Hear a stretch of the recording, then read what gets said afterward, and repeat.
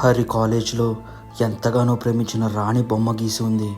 దాన్ని వేసింది మరెవరో కాదు, హరియే. అయ్యో రాణి, నీ పూర్తి పేరు సుధారాణియా? నువ్వు ఎక్కడో సంతోషంగా ఉంటావని అనుకున్నాను. ఇలా దారుణంగా మోసపోయి చనిపోయావా?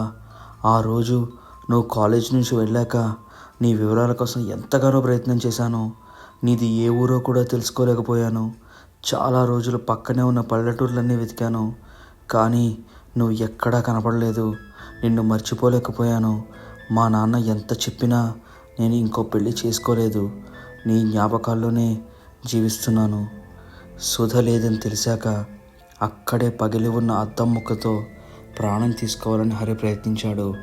ఒక పెద్ద గాలి శబ్దం వచ్చి హరిని ఆపింది.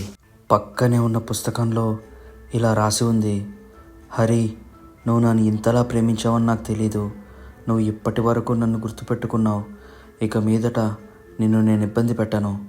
నీ మాటలు నాకు చాలా సంతోషాన్ని ఇచ్చాయి. దయచేసి నువ్వు ఎలాంటి అఘాయిత్యం చేసుకోవద్దు. మీ నాన్న కోసమైనా పెళ్లి చేసుకో. ఇట్లు నీ రాణి. హరి రాణి మాటలకి ఎంతగానో ఏడ్చాడు. రాణి జ్ఞాపకాలన్నిటితో జీవిస్తున్నాడు. మా కంటెంట్ మీకు నచ్చినట్టయితే please like, share and subscribe to our channel. Thank you.